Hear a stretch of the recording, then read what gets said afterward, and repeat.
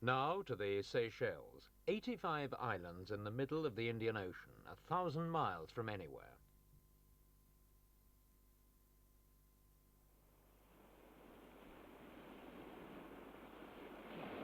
These beautiful islands, home of the rare black parrot and once thought to be the original site of the Garden of Eden, have remained the world's forgotten paradise for 200 years.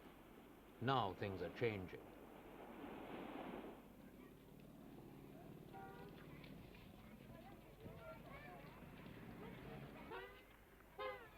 The Seychelles were totally uninhabited until the French arrived in the 18th century. Now there are 55,000 Seychellois, a mixed race who trace their origins back to 63 French farmers, 487 black slaves, 32 coloureds, 3 soldiers and 1 retired pirate, who all set foot on the islands in 1770.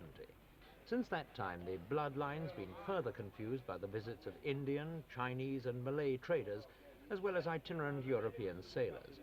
Although it's been a British colony since 1814 and English is the official language, most of the locals speak a French patois called Creole.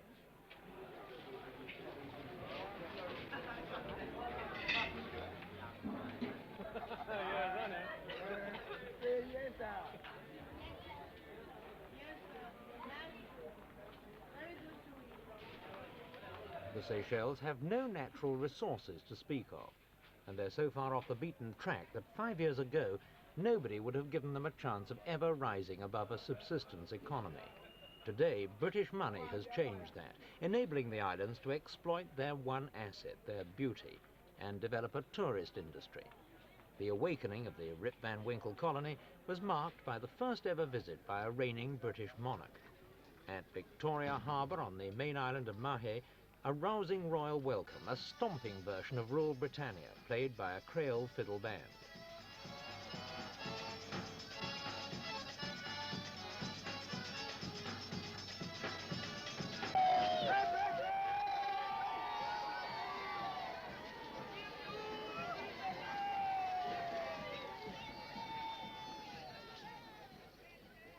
For Queen Elizabeth and Prince Philip, the one-day visit to the Seychelles came near the end of their Far Eastern tour.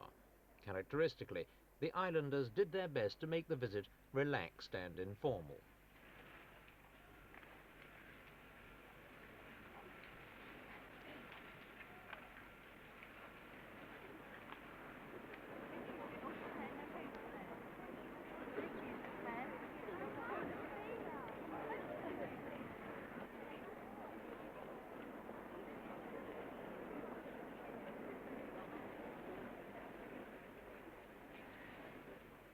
The informality of the visit was continued with a tour of Mahé in an open Land Rover along crowded coastal roads.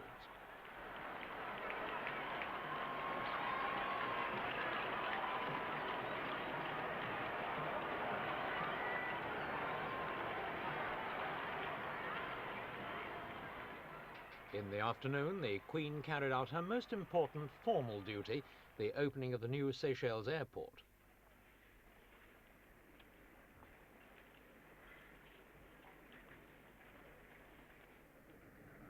Then the Queen and Duke were presented with a gift of 2 6-year-old baby giant tortoises. The Seychelles tortoises live for well over 200 years and grow to an enormous size even when they're still a youthful 75 like this one.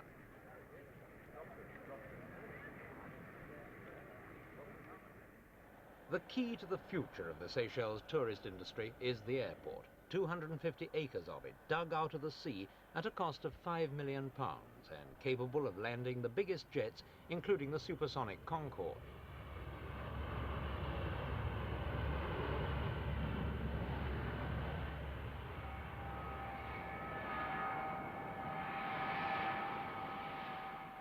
Since the airport became operational last year, there's been a flood of tour operators and property speculators. The tour operators are welcome, but the authorities, aware of the scars on other tropical islands, have drawn up detailed plans for the development of tourism to prevent the islands from being spoiled. But despite government precautions, some speculators have already moved in and property prices have soared. 15 years ago, land by the seashore was £100 an acre. Now it's £10,000 an acre. One consolation, for the first time ever, decently paid jobs for the local people.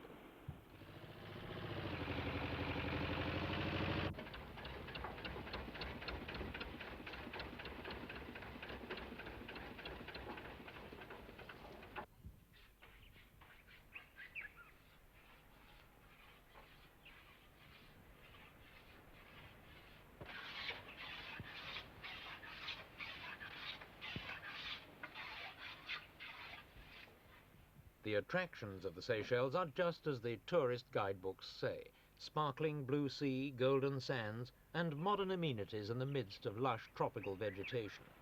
There's also one hazard: the twice-yearly monsoon rains. The Seychelles get between 70 and 135 inches a year, and nobody wants to travel thousands of miles just to watch the rain. By an unfortunate coincidence, a tropical rainstorm plummeted down on the very day when the brand new Reef Hotel at the airport was being opened by the governor of the Seychelles, Sir Bruce Greatbadge. Have been spoiled by unplanned development. But this hotel will always have a particular place in the affections of the Seychelles. The 300-bed Reef has increased the island's hotel accommodation by half, and was the first hotel to be built as a result of the airport. Mr. Mankin, presumably this is not the sort of weather that you like people coming to the Seychelles to know about, is it? Certainly not. But of course, if we want to have green mountains, these must come once in a while too. Yes. You've opened this hotel, this governor's opened this hotel today. Are there going to be many more hotels like this? Well, there are going to be about 3 more hotels starting this year of this size, another 2 of this size completing this year, and we are aiming to be able to have about 3,000 hotel beds by year 1976. From that point onwards, we will have to apply a bit of the brakes. But isn't the great problem that when you've got normally beautiful sun, sea and sand and so on, that you could really turn this whole island into simply hotels and nothing else but hotels? We've got one advantage here. We've got only a population of 55,000 people, and we are only going to develop hotel industry to the extent that we can service them. Therefore, our population factor is going to be a restraint on overdevelopment. Yes, but this is what everybody hopes, isn't it? But when investors come along and prepare to give you big sums of money to be able to build hotels here, are you really going to be able to resist those pressures? Exactly, because personally, we do not think it would be politics to get into a situation where we would have to rely on imported labor to man servicing of the hotel industry. So we are going to be quite categorical. That is why we've got a very rigid planning concept.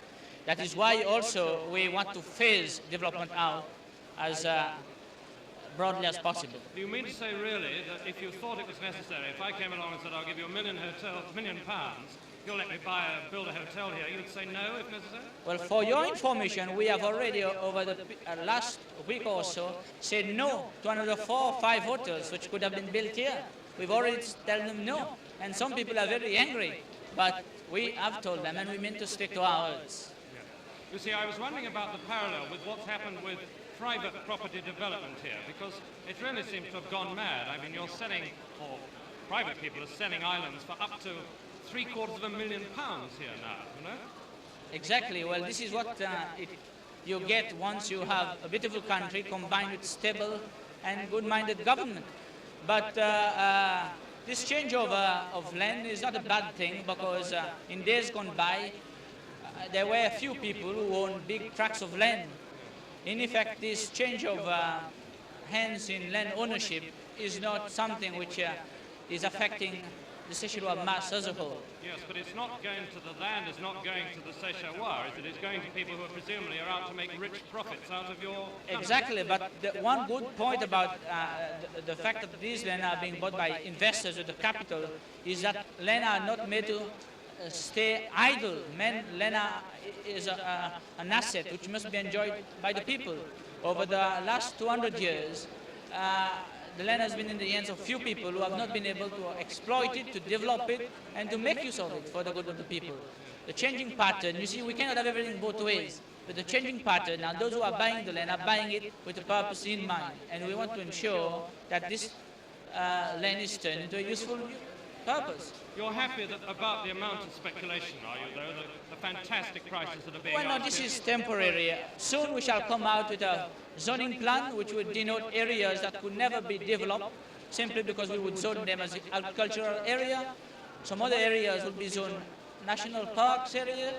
And we believe that when this happens, when our zoning map is issued, this is going to be a factor which would lower speculation. So just as you're saying no to some hotelier, So far, the government is keeping the spoilers at bay, but the pressures are mounting daily, with more and more people offering more and more money for a slice of paradise. Right now, the Seychelles are offering something close to perfect peace. The question is, for how long?